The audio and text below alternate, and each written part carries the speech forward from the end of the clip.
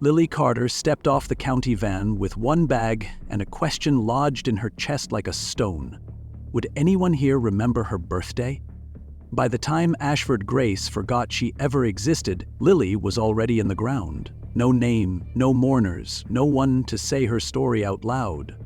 She hadn't asked for much: a warm bed, a quiet night, maybe, just once, a hug that didn't feel like a warning. At 12 years old, she already knew what most grown-ups couldn't admit. The ones who smile the widest are usually the ones with something to hide. Ashford Grace looked like a town carved out of a memory. Porch swings swaying in golden dusk, lace curtains fluttering in windows, hymns drifting from steeples on Sunday morning.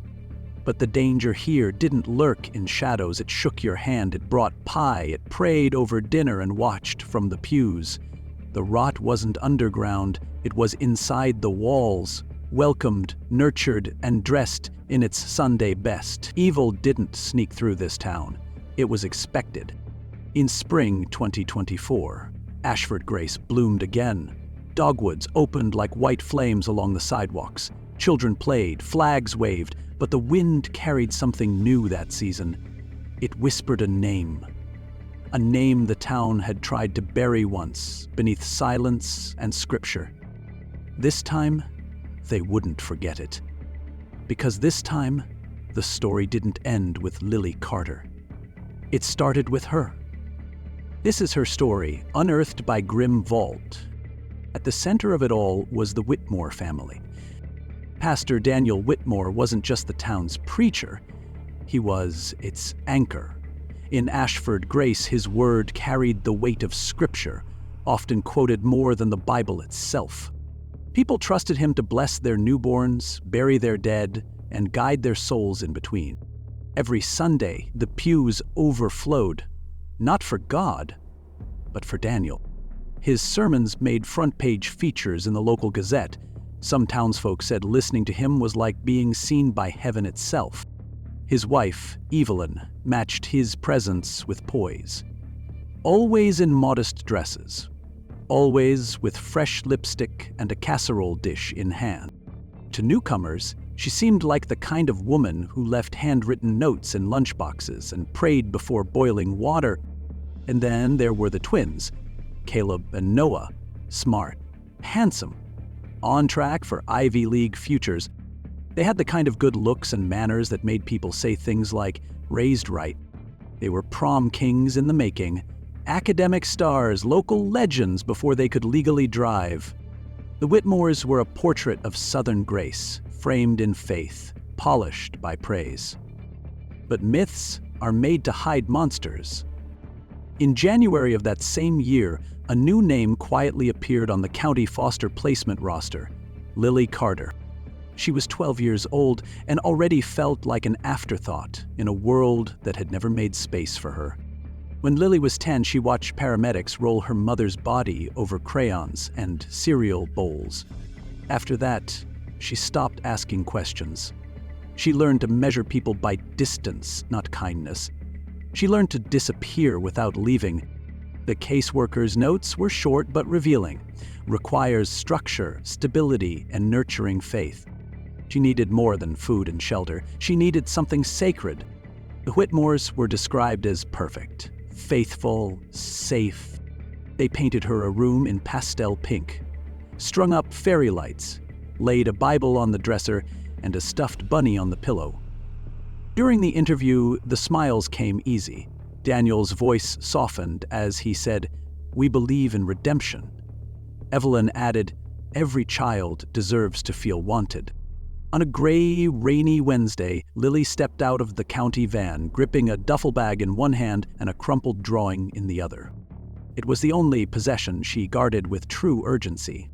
Her caseworker described her as shy, but optimistic. Evelyn greeted her with a kiss to the forehead. Caleb carried her bag.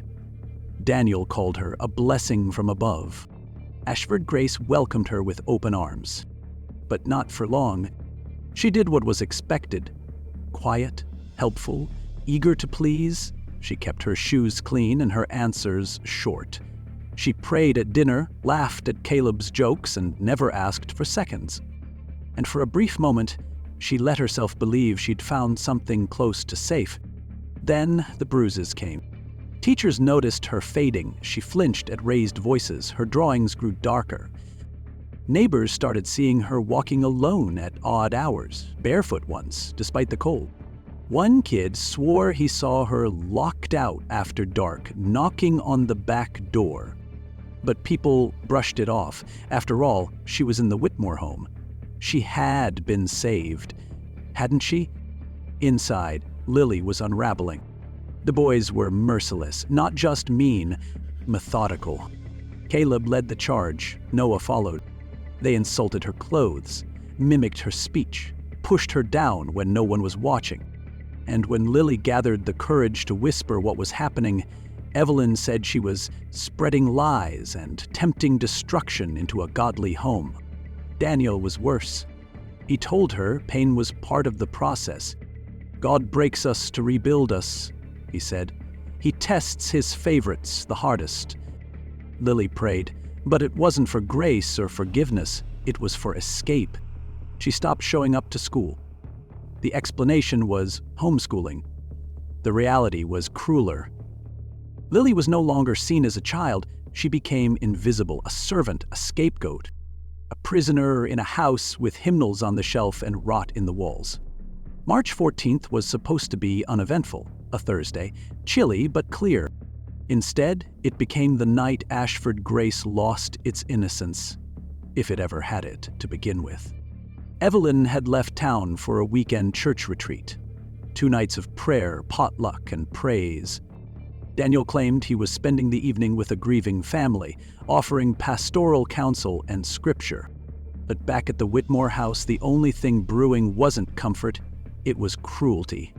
That night, the twins, Caleb and Noah, invited over Jake Mercer. Jake was the kind of name whispered with rolled eyes and warnings. A dropout who drifted between couches, known more for his beer thefts than his achievements. Loud, brash, always trying to impress boys half his age with stories no one could prove. Lily stayed quiet. She had learned by now the less she spoke, the safer she was. Or so she thought. How many doors have closed on stories like Lily's while we looked the other way? If you're still watching, you're already different. Stay with us. They gave her a list of chores. Long, meticulous, endless. Sweep the floor, fold the towels, wash the baseboards. Don't look up, don't speak unless spoken to. When she finished, she stood near the laundry room door, waiting for the next command. Caleb looked at her with that familiar cold grin and said, "There's something in the attic for you." Lily hesitated. Her fingers still smelled of bleach. "Please," she said softly. "Can I finish the dishes first?" "No," he snapped. "Go now." So she obeyed. She climbed the attic stairs slowly, her shoulders tense, each creak of the old wood a warning she didn't yet understand. When she reached the top step, the door slammed behind her, loud and fast. Jake was holding it shut from the outside. Caleb and Noah laughed. Their amusement echoed down the hallway. It was the kind of laughter that rang out loud, carrying a strange, effortless ease. And then the silence broke. What happened next has never been fully accounted for. No recording, no clear sequence, just sounds. Sickening thuds, scrapes, gasped cries, whimpers swallowed by insulation and drywall. Violence unfolding out of sight. When Evelyn got home after midnight, something about the air felt off, metallic, damp, like something wasn't right. She stepped inside, calling out for her boys. No answer. Only the hum of the fridge and the faint sound of dripping water. And then she saw her. Lily was at the bottom of the attic stairs, twisted, broken. Her nose had been smashed, her lower lip was split wide, her shirt torn at the collar. Blood streaked the wall, not sprayed but dragged, like fingerprints from a ghost that still wanted out. Her body quivered. Barely conscious, Evelyn didn't dial 911, she dialed Daniel.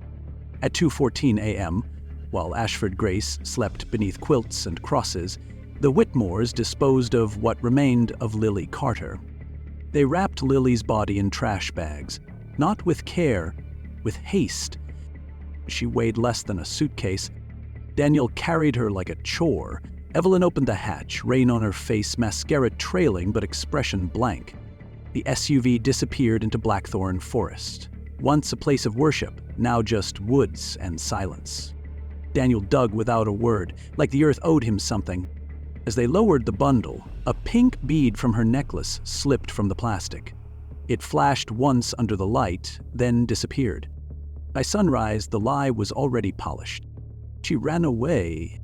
Flyers surfaced across town, taped to gas pumps, church bulletin boards, and grocery store doors.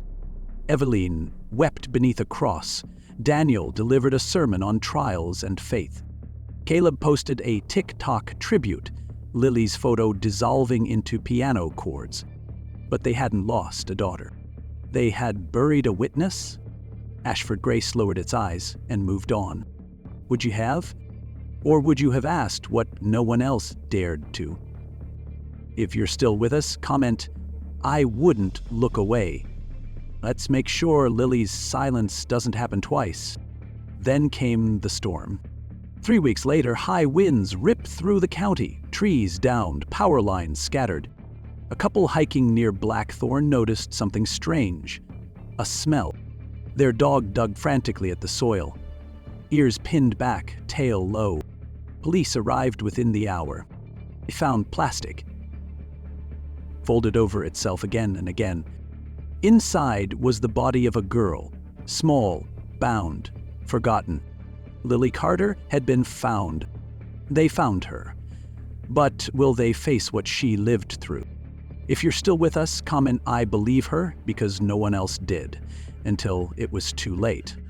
The coroner, a man unshaken by war zones and years of morgues, cried. Her injuries spoke plainly. Blunt force trauma, sexual assault, torn skin, blood beneath her fingernails. She hadn't just died. She had been hunted, and she had fought. Detectives Ava Simmons and Mark Rojas didn't pause. In 48 hours, they had it all. Text messages, location data, surveillance footage, DNA. The truth didn't whisper. It screamed. Evelyn's phone had pinged near the burial site. Caleb's blood was under Lily's nails. Jake's skin cells were on her torn shirt. Noah's fingerprints covered the attic door. And Daniel's laptop? One search stood out. How deep to bury a body? The lie shattered. Jake confessed first. He said it was a prank gone wrong. He blamed the others. Caleb snapped in interrogation. "She was ruining us," he yelled. Noah wept. She kept saying she was sorry. "We didn't mean for it to go that far." Evelyn claimed obedience. "I just did what I was told." Daniel said, "I wasn't home." But GPS disagreed. He fell silent when they read him his own search history. And yet, it wasn't the detectives who broke the case. It was Lily. Under her mattress, they found a journal, wrapped in tape, hidden between church flyers. On the final page, written in small, fragile handwriting, "They pray over me while hurting me. I don't think God lives here anymore. Maybe he forgot where I am." Those 29 words froze the courtroom. The judge paused, the jury cried. Even the bailiff looked away. Lily had delivered her own verdict. Sentencing came fast. Caleb Whitmore received 55 years. Noah got 50. Jake Mercer was sentenced to 40. Evelyn Whitmore received 30. Pastor Daniel Whitmore got 20. The Whitmores were no longer a family, just case numbers and criminal records. The church shut its doors. The house was sold. The garden Evelyn once bragged about, brown, brittle, overrun. Ashford Grace changed. People looked harder, spoke less, trusted slower. And then the sky split. A lightning bolt struck the cross outside the church, split it clean in two. They never rebuilt it. If Lily's story reached you, if it unsettled something inside you, don't let her be forgotten. Drop a flower in the comments. Let it be a marker, a memory, a promise. Because the truth doesn't bury itself. And monsters? They don't always hide in shadows. Sometimes they preach in the light. This has been Grim Vault, where we exhume the stories that were never meant to surface. Subscribe, share, and remember, silence protects the powerful, but stories protect the forgotten. Because the truth doesn't bury itself. The real monsters don't growl, they text, they charm, then they kill. Sometimes they don't just stand in the spotlight, they command it.